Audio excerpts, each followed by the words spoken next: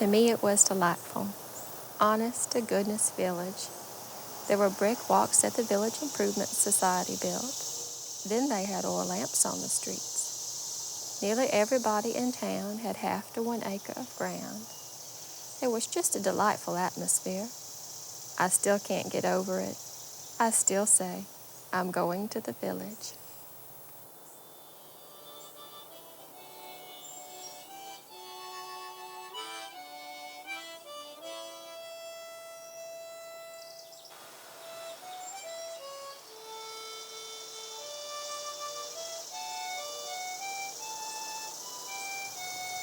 Everyone in Falls Church used to have a front porch.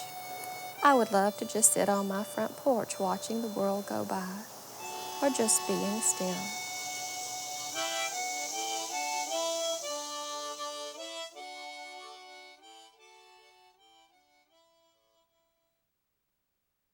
Hi, I'm Mark Coupard with Coupard Architects and Builders, and I'm here today on the porch of Kyle and Dierdre Armstrong's house, and used to previously be known as the Proctor House, and was a very publicized move from another location. And then you all bought the house after the move. How did you find out about the house? Well, we had just come back from overseas, and we were looking for a house, and we were driving past and happened to see it a few days after it had been moved, and it was up on rails. And we thought it was from the look of it, it looked like it had been prepared to move off someplace, and we were just very interested because we were looking at houses. So we called the number just to ask about, asked the realtor, who was Marilyn Kay, did they have other old houses that they were doing this to, and we were interested in buying in the city. And she said no, this one had already been moved, and that's when we began talking to her about it. But you knew the house in its previous location, is that true? I lived here for about 3 years, from '87 to '90, and I was living in Arlington actually, but I used to drive past all the time, and I would see it kind of in passing because it was across the street and it was down below the grade of the street off, and so watching traffic, I'd glance over and see it, and I thought it was a neat house, but it was never lit up, and I never could stop, I always wondered what they were going to do with it, and then when we saw it again, I didn't actually recognize it as that house. We had been gone for about 7 years. It was quite a show when they moved it, and there's been considerable work since then. This is quite an undertaking. I guess you must really have a passion for older houses. This is, as you know better than I, this is a lot of work. What have you discovered since you've been here? Well, when we first started working on it, of course, the porch was in worse shape. The boards were in very good shape, but the curved beams were both rotted away, and we had to replace those. And we built some space actually underneath the porch because it had been all dug out. So we had to take up all of the porch boards. But the columns weren't as they appear today. They were actually square. And been boxed in probably in the 1930s when they did a renovation and turned it into some sort of a rooming house. And yeah, that's my image of it. And it was just the whole house was kind of sheathed and boxier looking, and now it's just you've really set it free. It really looks beautiful. And when I was doing some work on actually rebuilding the beams, these just didn't look right. The boxy columns didn't look right to me, and so finally I just decided they may not be the original, and so I got a pry bar and I pried one open, and we found these columns underneath. There were 4 missing, so we had to have those replaced. And when we got that far, we started looking at this beam, and it turns out that was also the beam that you see here is not the original. We've pried it loose on one side and also on the other in the process of putting the new columns in. And this summer, one of the goals we have is to take it all loose and replace the spindlework, because it used to have a spindlework that ran around the porch. There was no rail. You can see the square doesn't come down or come up high enough to support a rail, but you can see the outline in all of these porch posts where they had a rail horizontal here, and where we've removed the old beam, you can see the new beam. You can see on the old beam the paint circles from the spindlework that it had. Which in general, Victorians like this have a lot more detail than was evident in those pictures. And then you have a picture of it a long time ago, kind of in its glory, and where it's headed again, and it's a beautiful house.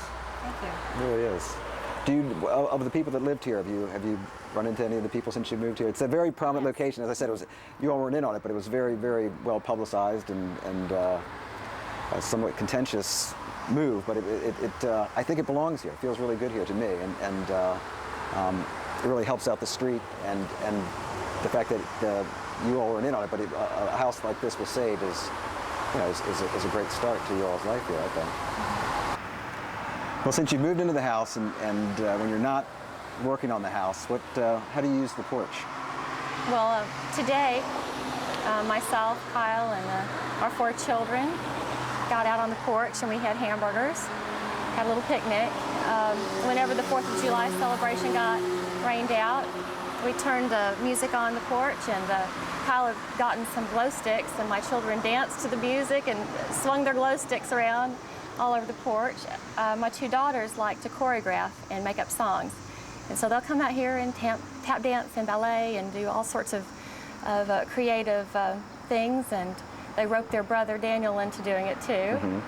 So we wait for Daddy out here for him to come home from work. We sing out here together. Let's just do a lot of nice family things. Do you ever hang out in period dress as you did in the introduction to this segment? Oh, yes, we do. Okay. In fact, we've had Arbor Day out here. The park is right next door. Frady Park is. And we've served lemonade from our front porch and had the Victorian Society over, and that's fun as well. But it's not the same segment that's at the beginning. It's not the same porch that's at the beginning of going to the village. Right. That's a different home. That's a home on Columbia. My kids know that I work with Dave Eckert on the show, and they've asked me before if that hat you're holding is Dave Eckert's, but that's not Dave Eckert's. It's not Dave Eckert's. No, it was given to me by my grandmother. It was a great aunt of mine. Great. Well, you look great. It's very convincing, and I think it's a great start to it. Yeah, it's a lot of fun. Back to some of the details you've encountered as Kyle, you've done a lot of the work yourself here, I understand, and what sort of interesting porch details have you come to know? Well, as I said before, we had to remove a lot of the porch boards to be able to build actually space underneath that comes out from the basement. And when we did that, we noticed that a lot of the substructure were 4x6 beams, and then they ran out lengthwise, and then laterally along the porch they had 2x8s and 2x10s that were very long, and rather than fastening with a nice slope that serves to get the water out.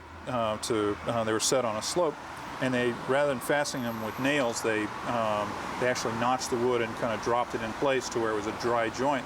And when the builders that were pulling the old flooring up looked at it, they were laughing because of how poorly the work had been done. And one of the things I asked them was if they had built any decks that had lasted even 20 years, and nobody could say yes, but this had been here for 100 years, so that I guess it answered the story. We also, when we were putting things back, had to replace a few of the supports for the porch posts, especially the ones that were new. And I've been reading some articles recently. We just built it back kind of the way it was, but I've been reading articles in Old House Journal, and they talked about the bottom of the porch post, how they started building them up so they didn't let water wick up off of them and let a lot of air through to dry them out.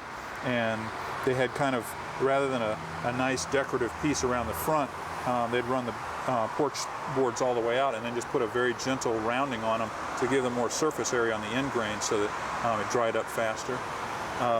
Where they had built out and actually put a kitchen on the other side, a little kitchenette for one of the 2 apartments on the first floor, they had leveled the floor, and we found that when we were rebuilding some lattice work, before we could build it on that side, I had to actually cut away some of the brick columns that had been built up so I could lower it down, because this slopes about 3.5 inches from one end to the other just to shed water. Mm-hmm. Those are the sort of features that the builders put into this to make it last as long as they have. Yeah, I'm sure it's quite an education. You start pulling things off, and there's discoveries, and I'm always wondering what you're up to. One of the nicest things about this, doing this segment for me, is that I actually get to see some of these houses that I've driven by for years, and hopefully I'll get a tour out of this a little bit later on the inside of the house.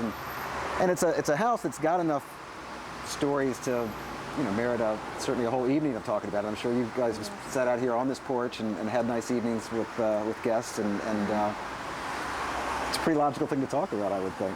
And you've encountered a lot of great details, and on the other side of the porch, you're laying out a mosaic from some tile that you'd acquired somewhere else, and I really applaud you all for taking this so seriously and doing it so correctly and historically correctly. Correctly is however you choose to do it. But this is a great place to be, and I hope you all are enjoying living here, and hopefully you'll never be done, but you'll well, it's been taking so long, I'm thinking that we're going to become a part of the history of the house, just the work being done on it. Yeah. Well, it's a wonderful place, and you mentioned your kids earlier. Do you want to maybe bring them out and Sure. so we can meet them and say goodbye? Okay. All right.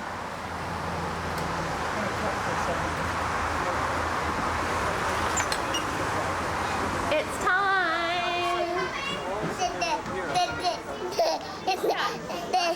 Oh, come on, Daniel. It's time to wave at the camera. Did you see me waving to you? No, we didn't. Maybe the camera did. From way up there. Where are you? I was waving. Well, Sit there. come on, face this way so y'all can be seen. It'll only be a second. Okay.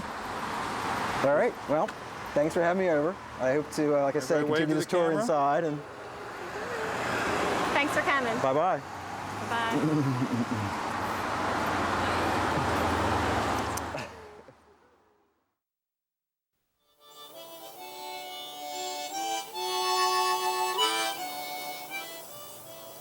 Nearly every street in Falls Church was arched over with trees.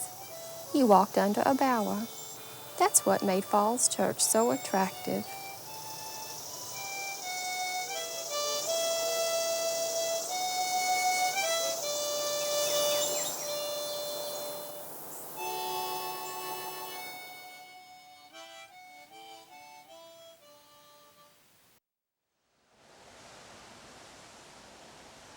Hey, Barbara. Hi, Dave. How are you today? Good. How are you? I'm doing really well. I like the rain.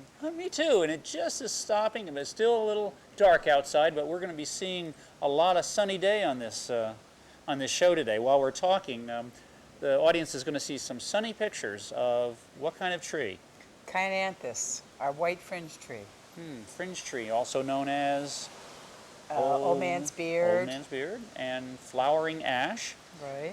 Even though it isn't an ash. It is not an ash, no, but it is a beautiful tree. It's a small tree, Right. and it's a native. But we're at the northernmost border of it. It's a southeastern sort of tree, and then there's little teeny pockets in Pennsylvania, but this is pretty much the northernmost reaches for. So as we have global warming, warming, we'll still be able to grow it here. Yes. Good. Yes. Good. Okay. Well, now we're in the background, way in the back of that red car back there. There's a fringe tree. All right. There's a group there, right? There's a group. There's three of them near the Great. police station. We're at the community center at the City of Falls Church right now, and Soon looking to over. open community center. Yeah, maybe open by the time they see this. Good. And the June 16th, and the City Hall is in back of us, and that's where the first one that we see today is.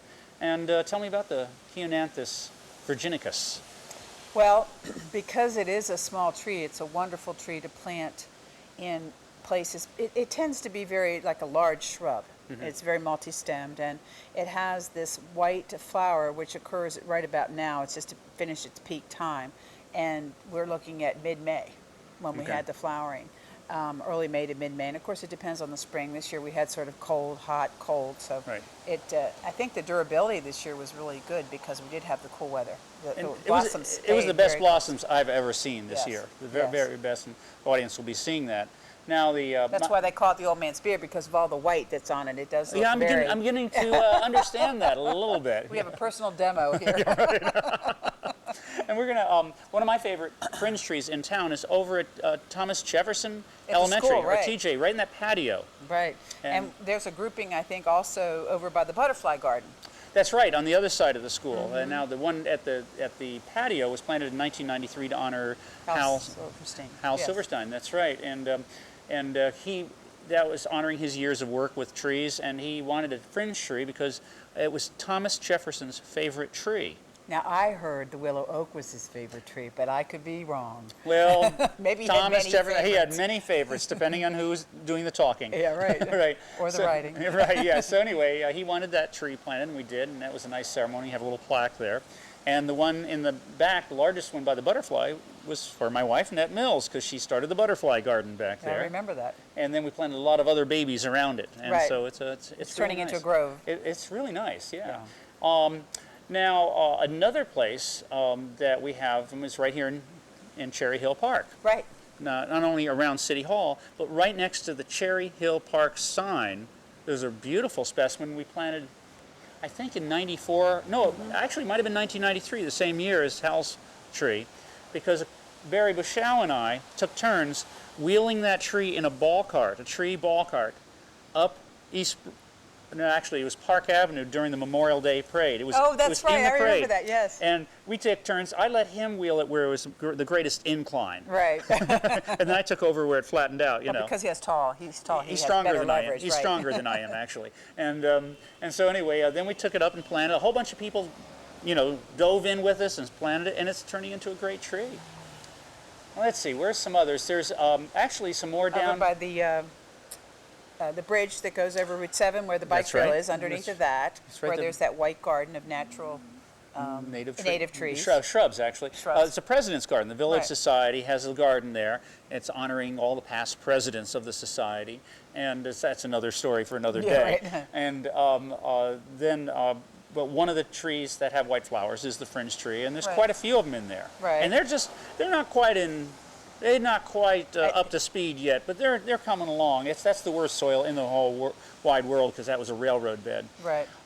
Now we just planted some at along Lincoln Avenue for the neighborhood tree program. I Oh, should have worn my great. shirt today. Yes. But you know, they're great trees to plant underneath telephone or electric wires, I should say. You know, the kind that go along the street, because you don't want to ever plant a large tree.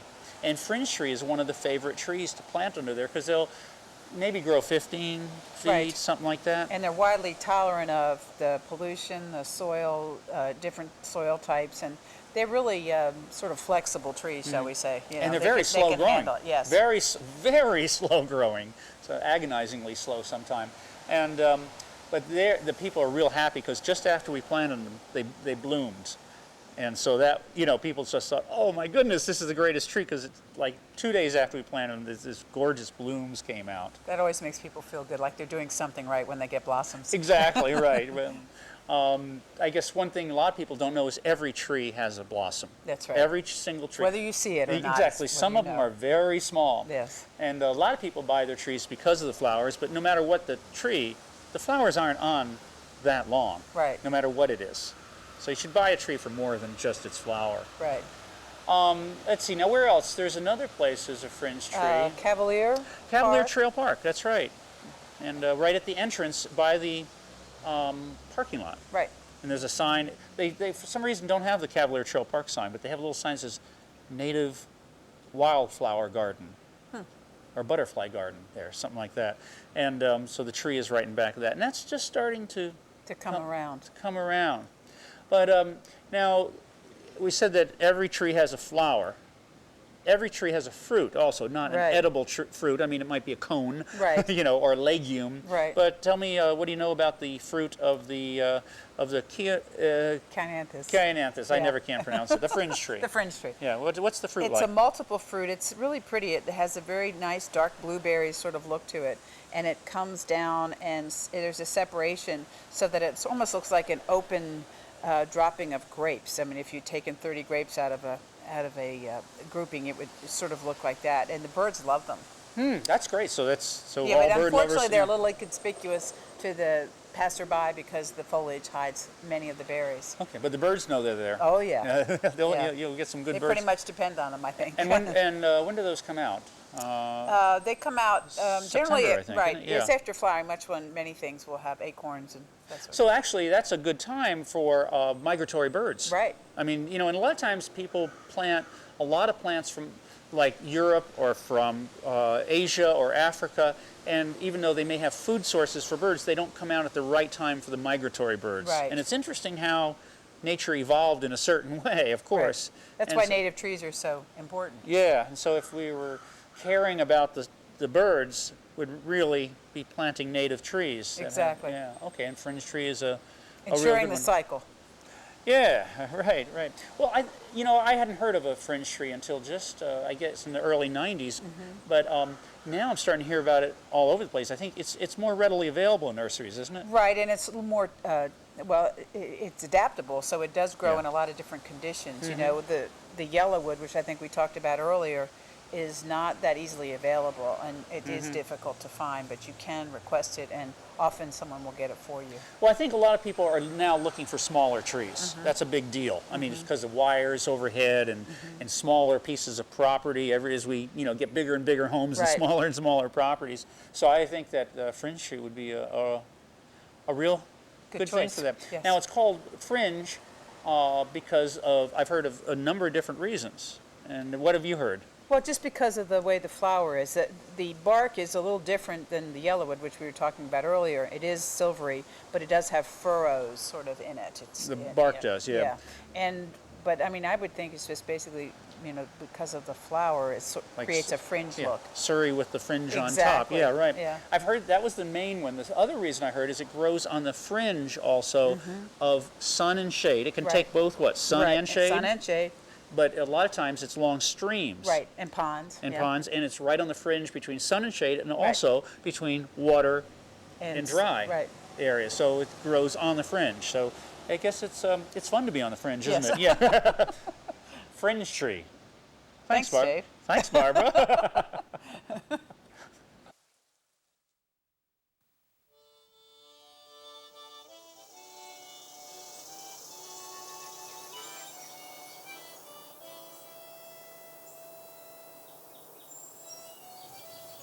Uncle George used to take me down to Mankin's Notions and Dry Goods, a corner store at Broad in Washington, where the office building is now. She always had candy, which was something we couldn't have at home. It was a great treat for me to go to Mrs. Mankin's store and have those marvelous penny candies. Uncle George used to carry me down to the store and get them for me. Mother didn't approve, but he did it just the same. I enjoyed it.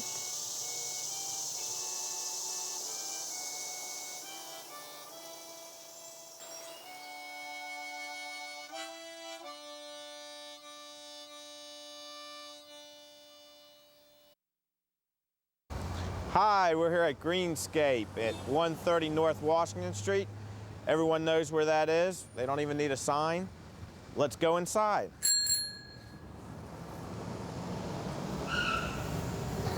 Oh, hey! Hey, how are you? Good doing to great. see Come on you. in. I've known Barbara for so long. How long have you been here? In Falls Church, 15 years, across the street 3, and here 12. So you're the oldest business? Oldest person probably too. No. No, I think Fringe has been around longer here. Yeah. You can tell we're right on North Washington Street. One of my first questions is that a pig No, or a frog? that's a frog. It's a frog that looks like a pig or It's a a- pig that looks like a frog? He's just fat. I know that feeling. Oh, well, should we go inside? You can Sure. show us some of your wonderful Sure. stuff. Sure.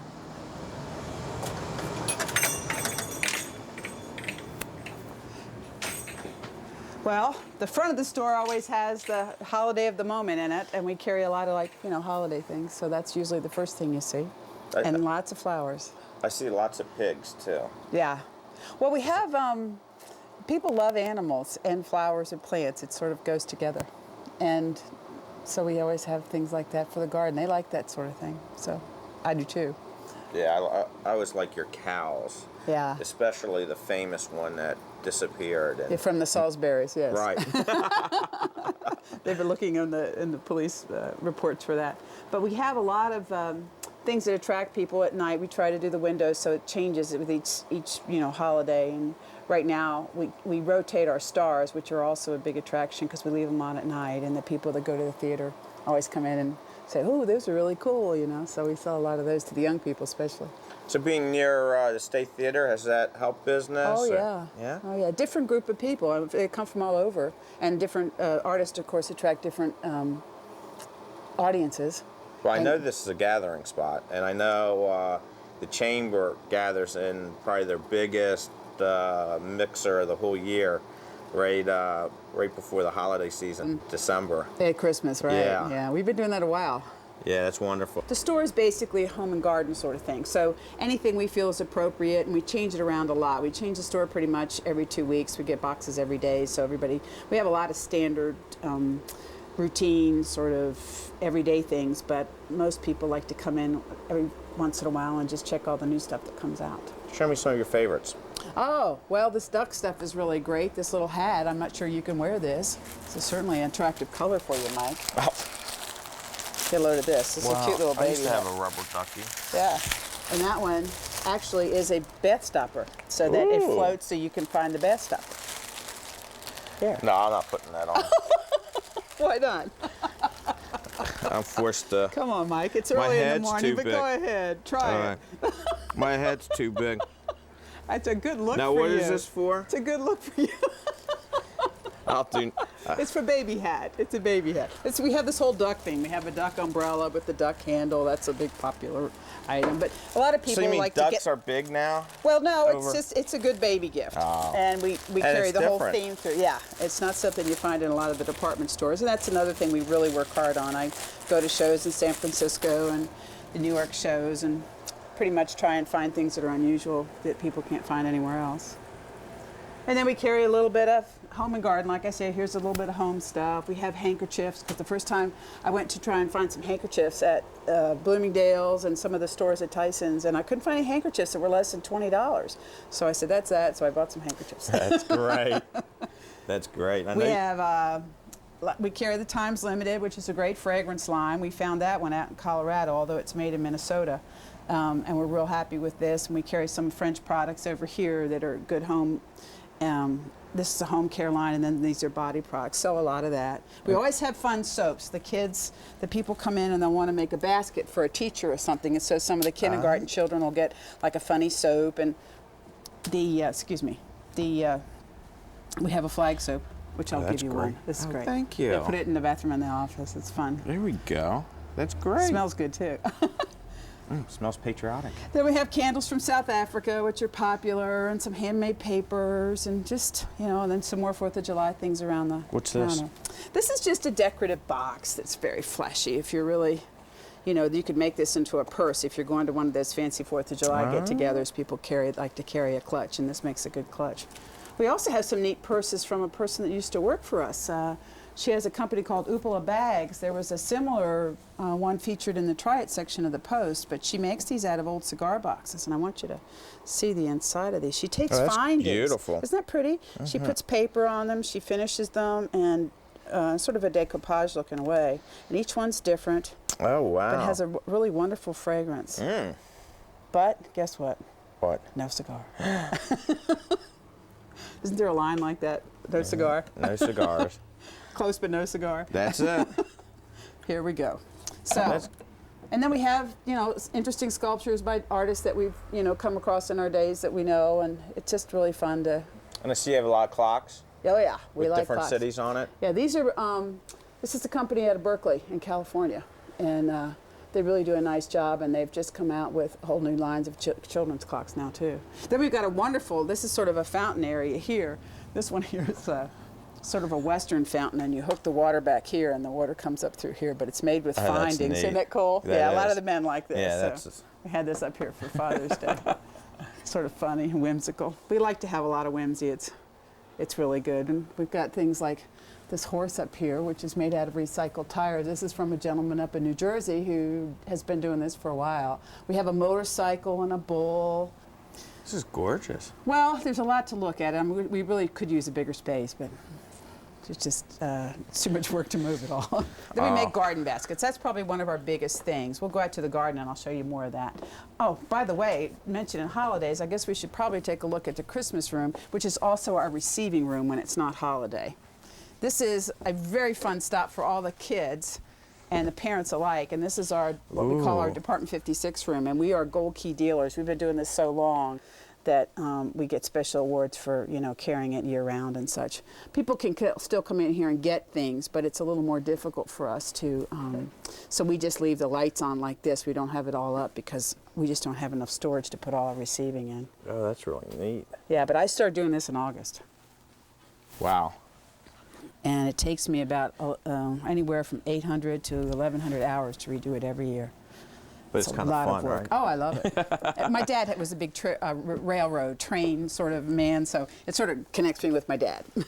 That's wonderful. Which is nice. Now up here is where we have all of our plants and containers, and that's another thing we're really pleased that we have such a wide variety of really classy sort of different containers. So if you're looking for something that's special color accent, you always find. And then we have really nice tropical plants we get from all over, and baskets and stuff like that. Lots of tools. What's this? That is a sign holder that you put in your yard here. You put says this in your keep out. yard. Well, you can put down Stay away. your welcome sign. You can drop one of these in here, but it helps it have a face on it. See, so you that's don't how have that we're connection. different. I want stay away and you want welcome. Well, we can put that on there for you. We do a lot of our own work here, so if you want a special inscription, we have blank ones that we can write on them for you and do all that. Because a lot of the people here are very artistic. We're very fortunate. We can tell. Yeah. Oh, we have decorative brooms, you know. These are made in Mexico. They're kind of cool. So if you need inspiration to clean, there you go. Then we have all kinds of garden signs and watering cans that are fun and just wonderful. These are wonderful things that are made up in, I'm probably using that word too much, but I really like these. These are made in, these are California product, and they're called line lights, and there's like 15 different varieties, and they're all these beautiful decorative lights, and we're going to have those hanging in the window. Aren't they cool? They go over, your light cover goes over your light, and these are the Marrakesh ones, but they shine from the inside, and they just radiate all these different colors. That is neat. Yeah, they're very well done, and they have several styles here, and we just haven't had a chance to get them out. It's been really busy. It's been a gorgeous spring and summer, so we've been very fortunate being very busy outside. So we have, let me just show you some of the unusual things that we have outside. Lots of cool tools that we've all tested in the field, as they say. Cactus. Notice you have a lot of frames. Oh, yeah. A lot of unique frames. Yeah, we like frames. And then here's sort of our beige earth tone pot area. Bird houses. Yeah, lots of bird houses. I want to show you one in particular. I forgot to show you this one. We have bluebirds, and this is my favorite. I love this one. You know, that looks very much like our city council numbers, the before and after. I didn't say Just that. kidding. I didn't say that. And then we have flying pigs and elephants and cats, and then we have these hummingbird feeders that are chili peppers, which are very popular. And we really enjoy our bird things. Then we have the bird houses that are made from the seeds, which are very pretty. You see those in a few places. But most of all, the iguana is the big seller. Here's this big guy. I don't know if you can see him. He's sort of cute. These are gorgeous. They fun? Yeah, those are fun. And we have our little hand-did bird home thing up there. And then we have these, which are not made anymore. These are made in Charleston, South Carolina, and by a company called Polly's Porch. And basically, she just wore out, and she sold her company, and now they're going to make a similar product in China. But these are all painted in South Carolina now. So we bought her out of everything she had left because I really like them, and I didn't really like the other product that they've come out with as an alternate. So this is all we're going to have of those. Anyway, here's my baby out here is our flowers, which were... Wow. We're very fortunate that we have so many people that work here that love flowers. And they just, you know, they groom them. We really take good care of our flowers, and they're extremely healthy. We have a lot of customers who come and tell us how ours really do so much better than other people's because we do a lot of fertilization and stuff, so that when they go in the ground, they've got all that energy, and they just can't wait to get started. You know how it is after vacation, you know? I know we've just scratched the surface, but we're running out of time. Oh, are we? Okay. And I welcome everyone to come on down to Greenscape for that unique present. Let me see, teacher's gift, Father's Day, holiday decorations, flowers, garden supplies. whatever. Come on down and see the wonderful, unique gifts. Thanks. Thank you, I appreciate that.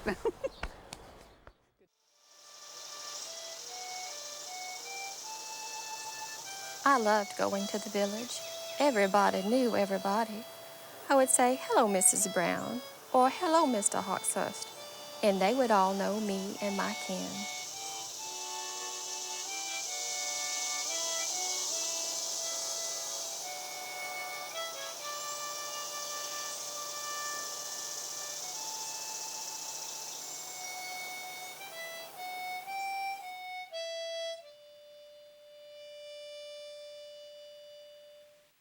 Well, we're here today with one of Falls Church's most long-time familiar faces, Jessie Thackeray. Welcome, Jessie.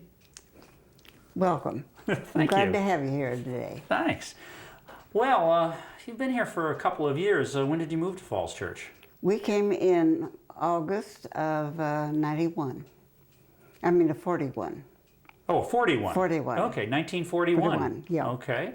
And that was kind of a year that a lot of people came to Falls Church, wasn't it? That's right. We had lived in, grown up in Kansas and lived in Nebraska. Mm-hmm. And Franklin was working for the Department of Agriculture. Mm-hmm. And he had a chance to come back here and work in agriculture. So we came back then and stayed with some friends in Arlington. Mm-hmm. While we looked around. Some way we wanted to come to Virginia. And we saw this place advertised for sale in the paper and came out and looked at it and decided that's what we wanted. Was this like going out to the country? Well, it really was, because there was a field between here and Falls Church. Greenway Downs had not been made by that time, and So was Greenway Downs? That's the lower end of South Washington Street. Was that fields or was it woods, or what was it? Fields and woods. It was not developed. Oh. And except for the Robinson House, which was kind of the end of Now Marshall Street, yeah. Jackson. It was then Jackson, yeah. And right. there was just kind of a mud road down to his place. Mm-hmm. So was this the first house built on this There road? were 3 houses, our house and one at one side Joe Driver lived in. Mm-hmm. And there was one over on the other side of us, but that has been torn down and is now townhouses. Okay.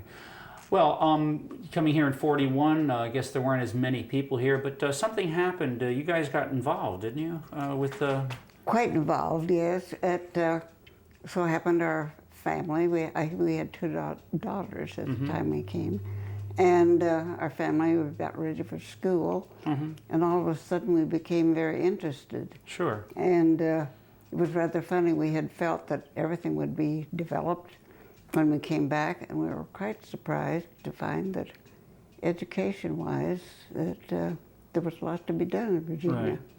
And certainly there was in Falls Church, and there were quite a number of people that were interested in the same thing. So that was why we started working on being a city. Now, when was that you started that? I would say it started in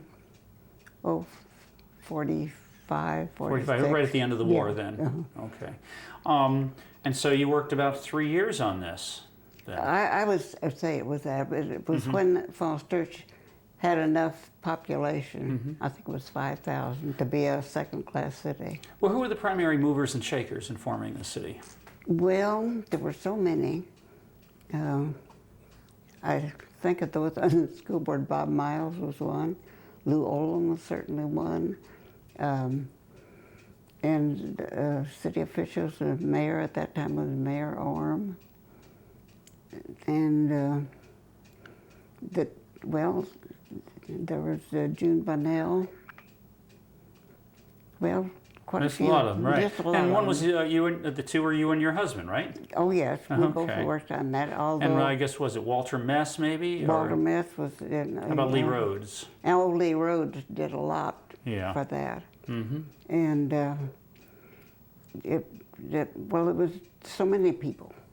were involved in this. So now, was the schools the only reason that you formed the city, or were there other reasons? Oh, there were other reasons, and I suppose that as far as legislature was concerned, they needed other reasons besides schools, and financial and what have you. Right. And so when that went in, I'm sure that there were many other things involved. But the one thing we did ask for was our to be able to operate our schools. Okay. That was, we just felt we weren't getting the type of education that we wanted. Right. Well, that was a lot of work that you had to put into this, wasn't it? There was a lot of work. Yes, there was. Franklin was chairman of the charter committee, and he spent many a long hour on that. That was quite a good committee. You might say then that he wrote the charter? Well, you can say he was sort of father of it. Wow, the father of the charter of the City of Falls Church. And I always enjoyed working with the schools. Okay, so that was your primary love right there. Yeah. And what were some of the things that you worked on? That, well, I first got on, when I was on the school board, I became, of course, very interested in that. When were you on the school board? Oh, I think it was about 62 to 70. Oh, a couple decades later. Yeah. Oh, okay. Yeah. Oh, yes, it was. But even then, we were interested in what the children were doing. Sure. And we were involved in school activities. Sure. Baseball and basketball games. Sure. Let's go back just a little bit. When you came into town, what are some of your strongest memories or people? When you just came to town or were here first couple of years. Well, the first thing we did, when I went in to pay our water bill so we could have some water here, was I went into what is now the Women's Club, and that was the town hall at the time. So that's now next to the State Theater. Yeah, and that Mrs. Lester was one of the secretaries. Oh, and she lived over on Maple Avenue, I believe. Yeah. And so I paid her my water. And I remember she was so nice, and I was so glad I had come here. And we had some friends that lived here, the Salisburys, who lived on Broad Street. Okay. It's East Broad. And the Eisenhowers. Oh, you were friends with the Eisenhowers? And we knew them, yes, from back in Kansas State days. Oh, okay. So you were over at Tallwood then? Yeah. Were you there when they painted it white? Well, I don't remember. Yeah, because it used to be brick when they moved in. But we were all quite, good friends. And we had, in fact, as I remember, we were at the Salisbury's at a party. And the Eisenhowers were there when we found out that Dwight had been appointed chief of staff. That's great. And so that was kind of interesting. That's exciting. It really was. You said you knew the Browns. The Browns. Lake Brown's Hardware, Horace Brown. Oh, yes. Hugh Brown's father. Yes, they were such nice people, both of them. And you knew Betty Stiles and her father, Sam Stiles? Yes, they went to the same church. We started going to the Falls Church because one of the Salisbury's friends of ours went there, and so we did, and very glad we just stayed. Well, the words that we use to introduce this show in each segment are extrapolations from the words of Betty Stiles. Yes, that's right. And her father was on the town council back just after the turn of the century, so you really had connections with a lot of the founders and the movers and shakers of the town, and little did they know that they were working with the movers and shakers of the city, you. That is right. They were such nice people. We were glad we came to Falls Church. Well, now 50 years later, after you've, 60 years after you came here and 50 years after you helped found the city, and you and your husband were you might say the charter members, right? Yeah, the charter members. What are some of your feelings now, after all these years, about having done that? Well, it's a great feeling. I felt, you know, we all had dreams of things we want to do. Right. And our dream was to have a good city and a good school system. And we have. Good. I can look back and see all these wonderful things that we have done, and That's great. I find that people moving into Falls Church now, Right. many of them have to, after a while, get that same feeling. It's just from what you started. And from what we started. We Wow. go through ups and downs, of course. Oh, everybody does. Everybody does, yeah. What were now? What are some of the your favorite places around that you go to now? Well, I don't get around so very much now, but we go out to eat every once in a while. Oh, that's and good. The 4 Ps are our Yeah. favorite place. Well, that's right. Where one of your favorite places used to be the Falls Church Bank. That's right, and I remember when we came and there was the Falls Church Bank, and across from that it was a filling station. Right, a Texaco station. And across Broad Street was Ware's. Yeah, Ware's Drugstore, and later known as the Falls Church Drugstore. Yeah. And then Brown's was Brown's, over on right. the other corner. And it was a very pleasant place. The bank and the filling station were this beautiful rock. The Tinner Hill Rock. Yeah. It's Tinner Rock. And it was just a very comfortable place. I enjoyed it. That's great. Well, we've changed a little bit. We're still pretty comfortable. Yes, I think we are. So you still love going to the village? Oh, I still love it. I don't get there very much, Okay. but it's very, very nice too. And Well, thank you so much for being with us today.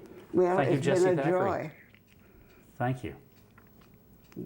Come again. I will.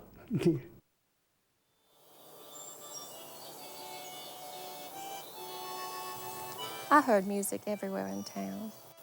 A lot of folks had pianos and other instruments in their homes, and I could just walk up and down the street and hear people playing pianos and violins and singing. Some fellas were always sitting on the front steps of the stores down by the crossroads playing harmonica. Of course, there was music at church on Sundays and Wednesdays. A band always played at town picnics. One of my favorite things was dances at the Oddfellows Hall.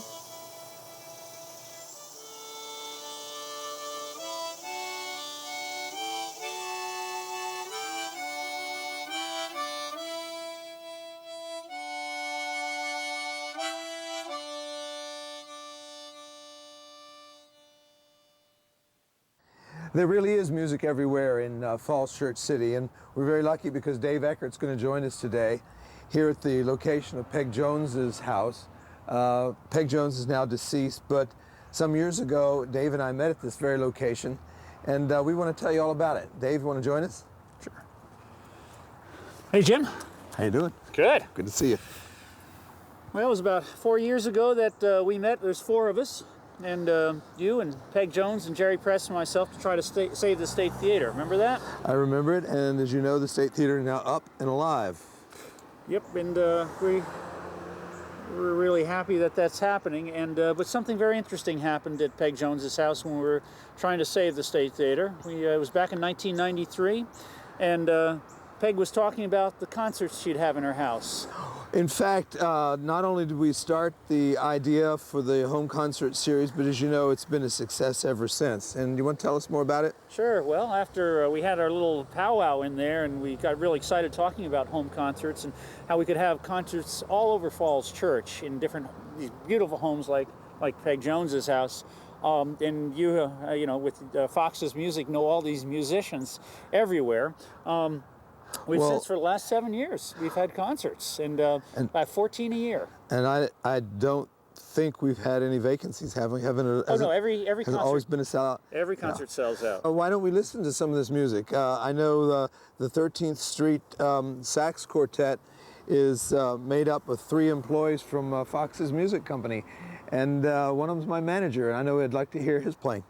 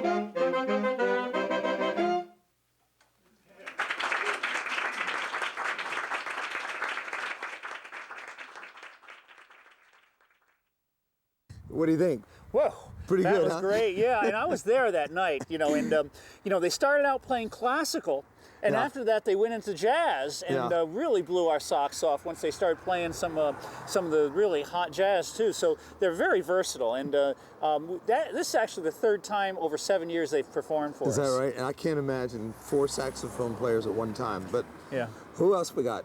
Well, we also have, we can show to you, is the United Gospel Singers. That's Shirley Tinner, who lives up on Tinner Hill. Right. And the primary house up there. And with her group was an extended family group who've been together for 26, 27 years.